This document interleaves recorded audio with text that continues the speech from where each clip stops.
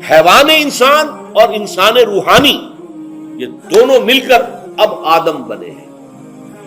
Number 2، اس حیوان انسان کا وجود زمین سے ہے، مٹی سے پیدا کی، مٹی سے، گارے سے، طین لازم سے، چپچپانے والے گارے سے، وہ جس میں کہ بدبو پیدا ہو جائے، یہ ساری باتیں کہی گئی ہیں۔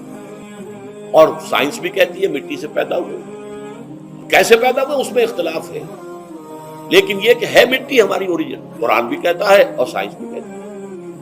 اور ہمارے وجود کو جب وہ تھک جائے، مزمحل ہو جائے، اس کی انرجی کم ہو جائے، تو اس کے لیے جو غذا ہے، جو تقویت ہے، وہ بھی ساری زمین سے آ رہی ہے۔ آپ نے پھل کھائے، آپ نے گندم کھائی، آپ نے چاول کہاں سے آ رہے ہیں؟ اچھا بکری کا گوشت کھایا تو بکری کا گوشت کس چیز سے بنا ہے؟ اس نے گھاس کھائی ہے، اس نے پتے کھائے ہیں، وہیں سے تو بنا ہے۔ الٹیمیٹ سورس آپ کے وجود حیوانی کے لیے جو آ رہی ہے وہ زمین ہے۔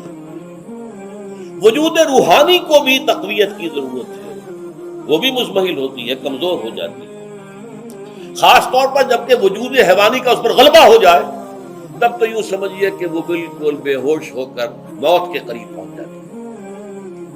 اس کی تقویت، اس کی غذا وہیں سے آئی ہے جہاں سے روح آئی، وہ کلام ربانی ہے، روح ربانی، نفخت فیہ من روحی، من روحی، من روحی، میں پھونک دوں اس میں اپنی روح میں سے۔ روح کا تعلق ذات باری تعالیٰ کے ساتھ ہے۔ اسی طرح کلام ربانی کہاں سے آیا ہے؟ اللہ تعالیٰ کے پاس سے، یہ اس کی تقویت کا ذریعہ ہے۔ اب عام حالات میں کیا ہوتا ہے؟ ہمارا یہ وجود حیوانی چھایا ہوا ہے ہمارے وجود کے اوپر، بیچاری روح جو ہے دبی رہتی ہے، پسی رہتی ہے۔ اگر خدا نے خواستہ ہم گناہ گار بھی ہیں، گناہ پر گناہ کا ارتکاب کر رہے ہیں، تو وہ روح جو ہے وہ قلب کے آئینے شیشے کے اندر ہے۔ فیہا مصباح، المصباح فی زجاجہ، الزجاجہ تو کانہا کوکب دری۔ قلب جو ہے ایک شیشے کے مانند ہے جس کے اندر روح کا چراغ جل رہا ہے۔ اب اگر یہ اوپر جو شیشہ ہے اس پر دھواں آ گیا، لالٹین کی چمنی پر دھواں آ گیا، تو اب روشنی باہر تو نہیں آئے گی۔ اگر انسان گناہ کرتا ہے تو قلب پر رین، زنگ آ جاتا ہے، یا حضور نے فرمایا ایک داغ لگ جاتا ہے، اور گناہ کرتا ہے اور داغ لگتا ہے، اور گناہ کرتا ہے اور داغ، یہاں تک کہ بالآخر پورا قلب سیاہ ہو جاتا ہے۔ اب وہ روح اندر بند ہو گئی، وہ دفن ہو گئی۔ اس کے لیے اب ضروری ہے کہ اب ایک پروگرام ایسا دیا جائے جو ریورس ہو جائے۔ دن میں روزہ رکھواؤ تاکہ وہ جو اینیمل انسٹنکٹس ہے وہ دبے، تو جب یہ وزن جو ہے اس کے اوپر کم ہوگا تو کچھ سائی آف ریلیف سے ملے گا۔ جیسے بے ہوش آدمی پڑا ہے، اسے کوئی ہلکا سا ہوش آ رہا ہے، آپ نے پانی کے کچھ چھینٹے، اس کے بعد آپ نے رات کو کھڑے ہو کر قرآن کے انوار کو اتارا، بارش برس رہی ہے روح انسانی کے اوپر، قلب روحانی، قلب انسانی کے اوپر، جس میں کہ وہ روح جو ہے وہ دفن ہے، وہ زندہ ہوگی اثر نو، ہوش میں آئے گی، اور ہوش میں آئے گی تو دو کام ہوں گے۔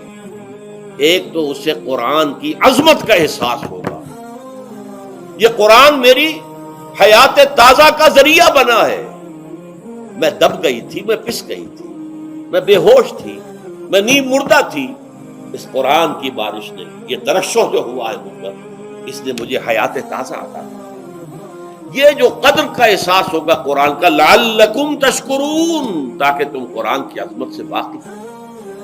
ایک انسان بھوک کی وجہ سے اس کا شوگر لیول اتنا گر گیا کہ بے ہوش پڑا ہوا، اب ظاہر بات ہے کہ آپ اسے کچھ پانی کے چھینٹے دیں گے تو کچھ ہوش میں آئے گا، پھر غذا دیں گے تو اب وہ پوری توانائی پر آئے گا، تو معلوم ہوگا اس سے اس غذا کی کیا قدر و قیمت ہے۔ اگر آپ کو بھوک ہی نہیں لگتی تو غذا بے معنی ہے، پیاس ہی نہ لگے تو آپ کو کیا معلوم کہ اس پانی کے اندر کتنی بڑی عظمت ہے، یہ میرے لیے کتنا بڑا انعام و احسان ہے اللہ کا۔ وہ تو پیاس پر جان پر بنی ہوئی ہو، اور پیاس اس وقت آپ کو ایک گھونٹ پانی کوئی دے دے تو آپ کو معلوم ہوگا دنیا و مافیا سے بڑھ کر ہے یہ ایک گھونٹ پانی جو مجھے ملا۔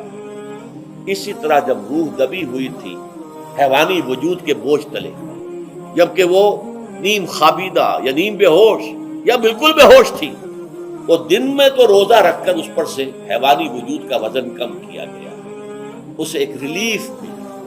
رات کو قرآن مجید کے انوار و برکات اس میں جذب کیے گئے تو اس کو پوری توانائی حاصل ہوئی۔ اس پوری توانائی کا پہلا نتیجہ تشکر، قرآن کا شکر. الحمدللہ الذی انزل علی عبدہ الکتاب ولم یجعل لہ عوجا. پھر وہ قلب کی گہرائیوں سے نکلے گا. سارا شکر اس اللہ کے لیے جس نے اپنے بندے پر صلی اللہ علیہ وسلم کتاب نازل کی اور اس میں کوئی کجی نہیں رکھی، کسی طرح کی ایچ پیچ نہیں.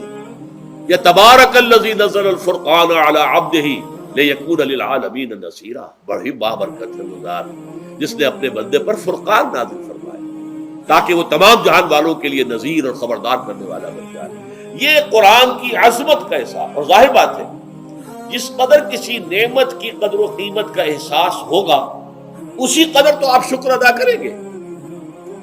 اگر آپ نے کسی بچے کے ہاتھ پر ہیرا رکھ دیا، اسے کیا پتا یہ ہیرا کس بلا کا نام ہوتا ہے، وہ سمجھے گا کانچ کا ٹکڑا ہے. لیکن اگر کوئی واقعتاً کو جوہر شناس ہو، جوہری ہو، اس کو آپ ہیرا دیں گے تو اسے معلوم ہے کہ مجھے کیا چیز دی گئی. اس کے اندر جو شکر پیدا ہوگا وہ اس بچے کے اندر تو نہیں پیدا ہو سکتا جسے معلوم ہی نہیں. تو قرآن مجید کی اصل عظمت سے انسان واقف کب ہوگا؟ جبکہ اس کے ذریعے سے اس کی روح کو ایک حیات تازہ مل جائے اور اس طرح وہ پروگرام ریورس ہو جائے جو عام طور پر چل رہا تھا. ساری توجہ اپنے جسم پر، اس کے تقاضوں پر. جسم میں تھوڑی سی پھنسی نکل آئی ہے، بھاگ رہے دوڑ رہے ہیں اس کے علاج کے لیے. کوئی اور مرض لاحق ہو گیا، بھاگ رہے ہیں دوڑ رہے ہیں اس کے علاج کے لیے، بڑی بڑی فیسیں بھی دے رہے ہیں. ساری جسم کی پرواہ ہے. روزانہ نہا رہے ہیں اور اچھے سے اچھا صابن لا کر نہا رہے ہیں، وہ جسم کی پرواہ ہے نا، اس کی دیکھ بھال ہے. روح کی طرف توجہ ہی نہیں. یہ ہے وہ بات جو کہی گئی ہے سورہ حشر میں اور جسے علامہ اقبال نے پھر اپنے فلسفہ خودی کی اساس اور سورس قرار دیا ہے. وَلَا تَكُونُوا كَالَّذِينَ نَسُوا اللَّهَ فَأَنسَاهُمْ أَنفُسَهُمْ أُولَٰئِكَ هُمُ الْفَاسِقُونَ. دیکھو اے مسلمانوں، ان لوگوں کے مانند نہ ہو جانا جنہوں نے اللہ کو بھلا دیا تو اللہ نے انہیں اپنے آپ سے غافل کر دیا، اور یہی لوگ فاسق و فاجر ہیں. یہ سوال پیدا ہوتا ہے کہ انسان اپنے آپ سے کہاں غافل ہوتا ہے؟ جہاں اپنے وجود حیوانی سے غافل ہوتا ہے؟ یا بھوک لگتی ہے تو وہ ادھر ادھر منہ نہیں مارتا، غذا کو حاصل کرنے کے لیے کوشش نہیں کرتا؟ پیاس لگتی ہے تو کیا پانی یا کوئی اور مشروب تلاش نہیں کرتا؟ کوئی بیماری لاحق ہوتی ہے تو کیا اس کے علاج کی طرف توجہ نہیں کرتا؟ اسے آرام کی حاجت ہوتی ہے تو آرام نہیں لیتا؟ اپنے اس وجود سے تو غافل نہیں. کون سے وجود سے غافل ہوا ہے؟ وہ روحانی وجود سے غافل ہے. بھول گیا کہ میرے اندر روحانی وجود بھی ہے اور اس کا تعلق ذات باری تعالیٰ کے ساتھ. اس نے سمجھا کہ میں بس حیوان ہوں، نرا حیوان ہوں، اپنے اس وجود کی اصل حقیقت ہی سے بے خبر، غافل. چنانچہ آج کے دور کا سب سے بڑا المیہ کیا ہے؟ ڈارون کے نظریے کے جو اثرات پیدا ہوئے ہماری معاشرت پر، ہماری سوچ پر، ہمارے فکر پر، ہمارے فلسفے پر، ہماری سوشولوجی پر، وہ کیا ہے کہ ہم بھی نرے حیوان ہیں. اللہ کا خیر. یہ سب سے بڑی محرومی ہے اس دور کی کہ انسان اپنے اصل شرف سے خود ہی مستعفی ہو گیا. ہمارا کوئی وجود ہے ہی نہیں، روحانی وغیرہ. روح کسے کہتے ہیں ہم نہیں جانتے، بس یہ جسم ہے. ہم اللہ کو نہیں جانتے کون ہے کون نہیں ہے. ہوگا ہم تو اس کائنات کو جانتے ہیں. ہم روح سے واقف نہیں، ہم تو اپنے جسم کو واقف. آخرت سے ہم ہمیں کچھ پتہ نہیں، شاید ہو شاید نہ ہو، کچھ پتہ نہیں. لیکن یہ زندگی تو ہے، اسے ہم جانتے ہیں. یہ ہے آج کے انسان کا سب سے بڑا حل. اور یہ ہے ماس اسکیل کے اوپر ارتداد، ذہنی طور پر مرتد ہو چکے ہیں. انسانوں کی عظیم اکثریت مرتد ہو چکی ہے. یہ ہے در حقیقت کہ روزہ جو ہے اس پروگرام کو آ کر ریورس کرتا ہے.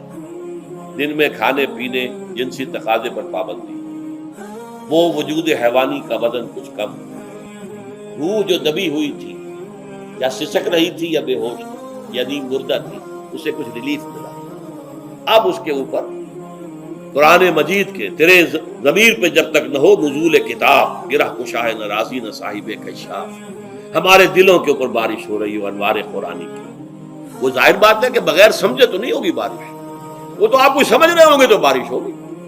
ورنہ تو یہ ہے کہ ٹھیک ہے، میں پہلے بھی عرض کر چکا ہوں، آپ کو ثواب تو ملے گا، لیکن یہ ہے کہ وہ اصل مقصد قرآن کی عظمت کا قلب کی گہرائیوں سے اعتراف جو ہے اور اس پر اللہ کا شکر تو ادا ہوگا. لعلکم تشکرون، جبکہ قرآن مجید جو ہے آپ کے قلب کے اوپر نازل، اس کا مفہوم نازل. اچھا، اس کا دوسرا نتیجہ کیا نکلتا ہے؟ جب وہ روح جو ہے وہ ہوش میں آئے گی، اس کو حیات تازہ مل گئی، وہ اپنے اصل مرکز اور منبع اور سرچشمہ کی طرف جو ہے متوجہ ہوگی. عربی زبان کا ایک مقولہ ہے، کل شیء یرجع الی اصل، ہر شے اپنی اصل جڑ کی طرف جو ہے لوٹتی ہے۔ ہمارا وجود حیوانی زمین سے زمینی کی طرف لوٹتا ہے، یعنی مرنے کے بعد زمینی میں چلا جائے گا۔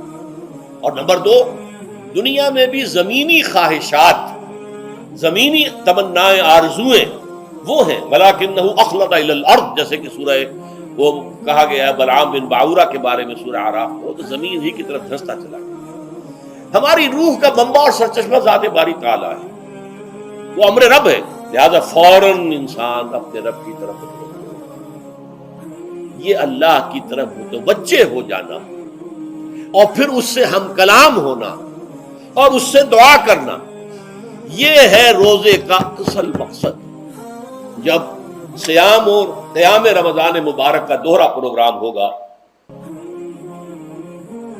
تو روح انسانی یا انسان کا حیوانی وجود اپنے مرکز کی طرف مائل پرواز کا حسن، اس کو کہہ لیجئے اپنے مرکز کی طرف مائل پرواز ہے روح، ہر شے اپنی اصل کی طرف لوٹتی، لہذا یہ اللہ کی طرف متوجہ ہو، یہ اللہ تعالیٰ کی طرف متوجہ ہونے کا معاملہ دنیا میں رہا ہے کہ لوگ کہیں جنگلوں میں جا کر تپسیائیں کر کے، غاروں میں بیٹھ کے، بڑی بڑی ریاضتیں کر کے کیا چاہتے تھے؟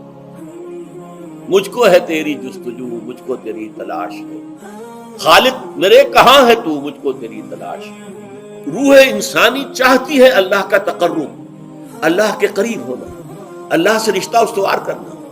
یہ وجود حیوانی حائل ہے اس کے راستے میں، یہ حیات دنیاوی اس کے لیے پنجرا بن گئی ہے، اس روح کے لیے یہ ایک در حقیقت قید خانہ ہے، جیسے کہ حضور نے فرمایا کہ الدنیا سجن المومن وجنت الکافر، مومن کے حق میں یہ دنیا قید خانہ ہے، اس کی روح جو ہے یہاں آ کر اس جسد حیوانی کے اندر جو ہے وہ دفن ہو گئی، قید خانہ ہے، اس پنجرے میں بند ہو گئی۔